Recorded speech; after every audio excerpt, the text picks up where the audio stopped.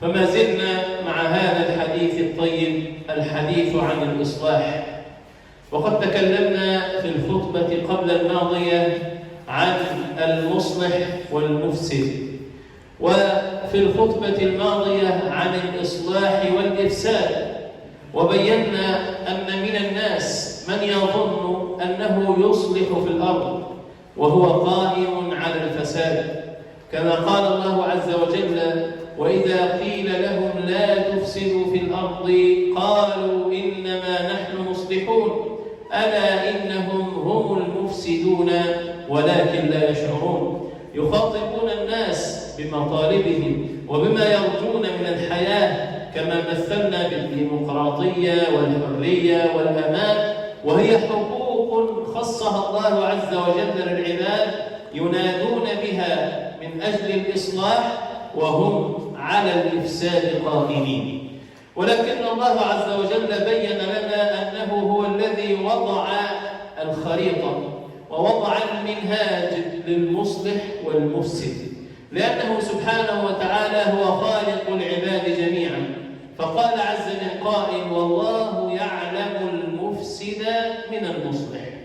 فلهذا عباد الله، من أراد الإصلاح حقا عليه أن يأخذه ممن وضع منهج الإصلاح، وممن أعد جزاء الإصلاح وللمصلحين في جنات عرضها السماوات والأرض. قال الله عز وجل: والذين يمسكون بالكتاب وأقاموا الصلاة إنا لا نضيع أجر المصلحين. لذلك عباد الله، بينا في الخطب الماضية عن أهمية الإصلاح ودوره في المجتمع، وأن وجود المصلح في المجتمع يرفع الله عز وجل به العذاب عن الأمة. أما وجود الصالح فقط في المجتمع فهذا يؤدي إلى هلاك الأمة أجمعين. فالصالح صالح لنفسه فقط، أما المصلح هو صالح في نفسه ومصلح لغيره. اليوم عباد الله نتكلم سويا عن مظاهر الإصلاح، وبمعنى أدق في أي المجالات أو من أي المجالات نبدأ لكي نكون من المصلحين. أولا، وأرجو من حضراتكم أن تعدوا معي هذه المظاهر كي نبدأ بها لمن أرادوا حقا الإصلاح. أولا هو إصلاح النفس. النفس عباد الله هي أساس كل المجتمع، فالنفس هي فرد، والفرد هو واحد من أسرة، والأسرة هي لبنة من مجتمع، والمجتمع لبنة من مجتمعات الأرض. فإصلاح الأرض يبدأ من نفس الإنسان التي بين جنبيه، لأن هذا المصلح يريد أن يفيض مما بداخله على المفسد ليصلحه. فإن كان ما بداخله فاسد فكيف يفيض بفساده على المفسد؟ إنما يرجى منه الإصلاح، فيفيض مما بداخله من صلاح على غيره من المفسدين فيصلحهم بإصلاحه. لذلك الله عز وجل وضع القاعدة العامة للإصلاح. قال: إن الله لا يغير ما بقوم حتى يغيروا ما بأنفسهم. فصلاح القوم جميعا يبدأ بصلاح النفس. النفس إذا صلحت صلح سائر القوم جميعا بإصلاح النفس. إذا إصلاح النفس هذا يكون، كيف يكون هذا الإصلاح؟ الله عز وجل يقول: يا بني آدم إما يأتينكم رسل منكم يقصون عليكم آياتي فمن اتقى وأصلح فلا خوف عليهم ولا هم يحزنون. إذن لكي نصلح النفس لا بد من التقوى، لا دليل ولا طريق آخر غير التقوى. لكي تصلح نفسك يجب أن تكون تقيا. كيف أكون تقيا؟ بأنك تخاف من الله. بأنك تعلم أن الله يراك. فإذا علم المرء أن الله يراه في كل حال خشي من الله وخاف من الله أن يفعل معصية، حتى وإن كان منفردا خاليا، حتى وإن كان منفردا خاليا. والشاعر يقول: إذا ما خلوت الدهر يوما فلا تقل خلوت، ولكن قل علي منه رقيب، ولا تحسبن الله يغفل ساعة، ولا أن ما تخفيه عليه يغيب. ألم تر أن اليوم أدبر مسرعا، وإن غدا لناظره قريب. إن غدا لناظره قريب. فلا تحسب أبدا أن الله عز وجل لا يراك ولا يعلم ما بداخلك من صلاح أو إفساد. إن الله يعلم السر وأخفى من السر. قد يكون بينك وبين فلان سر من الأسرار لا يعلمه إلا هذا الرجل أو هذا الأخ تثق في أمانته، أو رآك أو الله يعلم أدق من هذا السر. فإذا عباد الله، الطريق الوحيد للإصلاح وإصلاح النفس هي التقوى. والتقوى هي كلمة واحدة: أن تخاف من الله في كل مكان وفي كل مجال. قبل الكلمة تعلم أنه سيسألك عنها، قبل أن تذهب إلى طريق ما أو إلى مصلحة ما، فلتعلم أن الله يعلم ما تنويه إليه من ذهابك لهذا المكان. إن كنت منفردا فإن الله معك، وإن كنت مجتمعا مع الناس فإن الله معك. لذلك عباد الله، فمن اتقى وأصلح. والله عز وجل قال عن النفس في سورة الشمس: وكلنا يحفظها، قال: ونفس وما سواها فألهمها فجورها وتقواها. ثم بين بعد هذين الأمرين الفجور والتقوى هناك طريق الفلاح وهناك طريق الخسران. فطريق الفلاح قال: فألهمها فجورها وتقواها، قد أفلح من زكاها، من طيبها، من طهرها، من نقاها عن الخبائث. هذا هو طريق الفلاح. وقد خاب من دساها، أي غمرها في المعصية وغمرها في البعد عن الله وغمرها في البعد عن التقوى. هذا طريق الخيبة وطريق الخسران والغوال. لهذا كان أول نقطة لمن أراد الإصلاح ولمن أراد أن يكون من المصلحين أن يبدأ أولا بنفسه. قال الشاعر: ابدأ بنفسك أولا، فإن انتهيت ابدأ بنفسك فانهها عن غيها، فإن انتهيت فأنت حكيم. الحكيم هو الذي يبدأ بنفسه أن ينهاها عن المعصية. فهذا الإصلاح وهذه التقوى الذي تكون في النفس، وهذا طريق الفلاح، هذا الذي سينبثق منها بعد ذلك إلى غيره من المفسدين ليصلحهم، ليأمرهم بالمعروف ولينهاهم عن المنكر.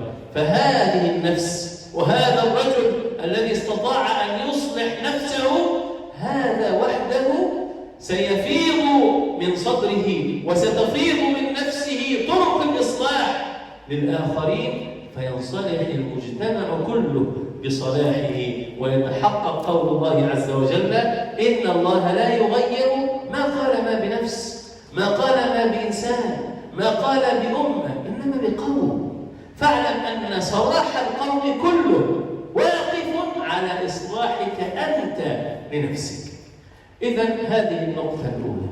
النقطة الثانية: إصلاح العقيدة. العقيدة هي الإيمان، وهي المنطلق الأساسي والرئيسي للإصلاح. من غير هذه العقيدة ومن غير هذا الإيمان لا تستطيع أن تكون من المصلحين. لماذا؟ لأن الله عز وجل ربط الإيمان بالعمل الصالح في أكثر من 51 موضعا في القرآن. قال إن الذين آمنوا وعملوا الصالحات إلا الذين آمنوا وعملوا الصالحات. إذن الإيمان والصلاح، إيمان وعمل صالح. أنت إذا لم تكن عندك عقيدة سليمة وإيمان قوي بأنك تريد إصلاح للمجتمع، كيف تؤجر؟ ممن تأخذ أجرك؟ أنت تريد إصلاحا، ستبذل جهدا، ستذهب إلى فلان لتأمره وتنهاه، ستعلم أن فلان يراك فتقوم بالعمل الصالح أمامه لتدعوه إلى الله بطريقة غير مباشرة. سيدنا نوح عليه السلام كان يقول إني دعوت قومي ليلا ونهارا سرا وعلانية، وإني كلما دعوتهم لتغفر لهم جعلوا أصابعهم في آذانهم واستغشوا ثيابهم وأصروا واستكبروا استكبارا، ثم إني دعوتهم جهارا ثم إني أعلنت لهم وأسررت لهم إسرارا. كل هذا المجهود الذي يبذله هذا النبي العظيم في 1000 سنة إلا 50 عام دعوة فقط، دعوة إلى الله. هذا الصبر وهذا التحمل. وقال الله عز وجل وما آمن معه إلا قليل. إن لم يكن هناك إيمان وإن لم تكن عقيدة ثابتة وواثقة بوعد الله عز وجل لهذا النبي العظيم ما تحرك حتى وإن كان صريحا. فلا بد من إيمان عميق وعقيدة قوية سليمة بأنك تريد إصلاحا في الأرض. ولكي تعلم أنك يوما ستذهب إلى أحد الطغاة، إلى أحد الظلمة لتأمره بالإصلاح وتنهاه عن الفساد، فربما يبطش بك لترمى في معتقل أو حتى ليسفك دمك.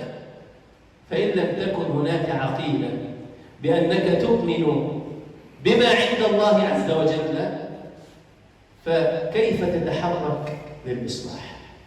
إذن الإصلاح عباد الله يبدأ بإصلاح النفس ثم إصلاح العقيدة. والله عز وجل بين أن رسالة المرسلين جاءت لهذا الهدف الأسمى وهو الإيمان والإصلاح. قال وما نرسل المرسلين إلا مبشرين ومنذرين. هذه للناس كلهم، لكن ليس كل الناس يستجيب. قال فمن آمن وأصلح، فمن آمن برسالة المرسلين وأصلح نفسه وغيره فلا خوف عليهم ولا هم يحزنون. إذن إصلاح العقيدة حتى لا تتزحزح عن قول الحق وفعل الحق، حتى لا تتزحزح من الإصلاح في الأرض ولا يخيفك من الله أي جبان، فتكون أنت القوي وأنت الشجاع بعقيدتك وبإيمانك بالله عز وجل وبرسله المرسلين جميعا. النقطة الثالثة هي إصلاح التوبة. معذرة، قبل إصلاح التوبة إصلاح القلوب. إصلاح القلوب، نعم، القلوب الممتلئة عباد الله بالحقد والحسد والضغينة والبغضاء والكره لعباد الله، هذه قلوب لا تصلح أن تكون مصلحة، لأنها قلوب فسدت بما فيها من أمراض. لذلك ينبغي أولا إصلاح هذه القلوب مما فيها. في حديث النعمان بن بشير رضي الله عنه النبي صلى الله عليه وسلم يقول والحرام بين، وبينهما أمور مشتبهات، فمن اتقى الشبهات فقد استبرأ لدينه وعرضه، ومن وقع في الشبهات وقع في الحرام، كالراعي يرعى حول الحمى يوشك أن يرتع فيه، ألا وإن لكل ملك حمى، ألا وإن حمى الله محارمه، ألا وإن في الجسد مضغة إذا صلحت صلح الجسد كله، وإذا فسدت فسد الجسد كله، ألا وهي القلب. إذن صلاح الجسد كله بصلاح القلب، ولا يصلح القلب إذا كان ممتزجا بالمعاصي وبالذنوب وبارتكاب الآثام. وهذه هي النقطة التي تليها إصلاح التوبة.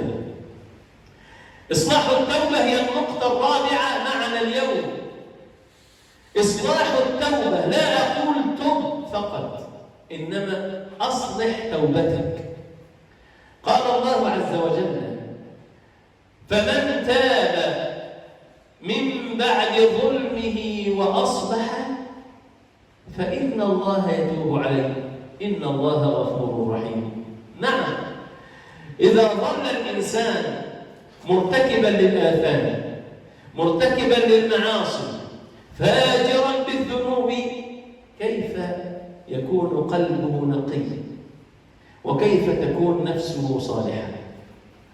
فبالتالي لا يستطيع أن يصلح نفسه ولا غيره، فعليه أن يتوب توبة نصوحة. هكذا قال الله عز وجل مناديا للمؤمنين، قال: يا أيها الذين آمنوا توبوا إلى الله توبة نصوحا. النداء للمؤمنين وليس للعاصين. نعم، لأن التوبة للجميع، المؤمن وغير المؤمن، الصالح والعاصي. لا أحد منا يا إخواني لا يكون قد قصر في حق نفسه أو في حق أسرته أو في حق مجتمعه. كل منا له مكان قصر فيه مع الله، في حق نفسه، في حق أسرته، في حق عمله، في حق مجتمعه، في حق أمته. لكن الله عز وجل يغفر الذنوب جميعا، وهذه بشرى للجميع، أن كلنا يستطيع أن يكون مصلحا مهما كانت ذنوبه ومهما كانت عثراته وفجراته، يستطيع أن يكون مصلحا بشرط أن يصلح التوبة، يصلح هذه التوبة. قال الله عز وجل: إلا الذين تابوا من بعد ذلك وأصلحوا إلا الذين تابوا وأصلحوا واعتصموا بالله وأخلصوا دينهم لله، قال: فأولئك مع المؤمنين. وسوف يؤتي الله المؤمنين أجرا عظيما. قال: إلا الذين تابوا، وقال: ثم إن ربك للذين عملوا السوء بجهالة ثم تابوا من بعد ذلك وأصلحوا فإن الله يتوب عليهم إن الله غفور رحيم. بشرى، لا أحد يقف عند حد ما، كلنا مطالبون بالإصلاح، كلنا يستطيع أن يصلح، فلا تستقل جهدك ولا تستقل نفسك ولا تقول أنا وأنا، وتدع المثبطين من المنافقين والشياطين لكي يقولون لك أنت لا تصلح ولا تصلح أن تكون مصلحا. أين أنت والدعاء؟ أين أنت والمصلحين؟ أين أنت والمرسلين؟ أبدا والله. أصلح توبتك واصدق مع الله عز وجل. الله عز وجل يأذن لك بأن تكون من المصلحين. قال وما نرسل المرسلين، فالإذن بالإصلاح من الله. إن يعلم الله في قلوبكم خيرا يؤتكم خيرا مما أخذ منكم ويغفر لكم. وقديما قال علماؤنا التخلية قبل التحلية، تخلية القلوب من الذنوب والمعاصي والآثام قبل تحليتها بالإصلاح والعمل الصالح. وآخر نقطة معنا اليوم هي إصلاح الزوجين والذرية. قال الله عز وجل لا خير في كثير من نجواهم إلا من أمر بإصلاح أو إلا من أمر بصدقة أو معروف أو إصلاح بين الناس، ومن يفعل ذلك ابتغاء مرضات الله فسوف يؤتيه الله أجرا عظيما. وقال الله عز وجل وإن خفتم فابعثوا أحدا من أهله وأحدا من أهلها إن يريد إصلاحا يوفق الله بينهما. إصلاح الزوجين عباد الله من أهم الأركان للإصلاح للمجتمع كله، لأن الزوجين والذرية هما الأسرة، والأسرة لبنة من مجتمع، فإصلاح المجتمع يبدأ من الأسرة. وما أراد أعداء الله عز وجل من فساد المجتمع إلا بفساد الأسرة. فينبغي علينا ألا يكثر الخلاف والنزاع بين الأب والأم، الزوج والزوجة. ولا يخفى علينا عباد الله أن كثرة الخلاف وكثرة النقاش بين الزوجين قد تؤدي إلى الفرقة بينهما، وإذا افترق الزوجين انهدمت الأسرة. فبداية هدم الأسر من كثرة الاختلافات وكثرة النقاشات وكثرة نقاط الاختلاف بين الزوجين. فعلينا جميعا أن نسعى لإصلاح أسرنا بكثرة نقاط الاتفاق والبعد عن الخلافات والبعد عن النقاشات الحادة، وليتنازل كل منا للآخر حتى يلتئم المجتمع وتلتئم الأسرة والذرية من بعدها، فينظر أبناؤنا فينا كزوج أو كزوجة نظرة صلاح ونظرة إصلاح ونظرة خير، وبهذا نحافظ على الذرية التي تأتي من بعدنا. ولا يخفى علينا دعاء الصالحين: ربنا هب لنا من أزواجنا وذرياتنا قرة أعين واجعلنا للمتقين إماما. أسأل الله العلي الكبير أن يجعلنا وإياكم من عباده المصلحين، وأن يصلح أنفسنا ويصلح بنا المجتمع أجمعين. أقول ما سمعتم وأستغفر الله العظيم لي ولكم فاستغفروه فيا فوز المستغفرين.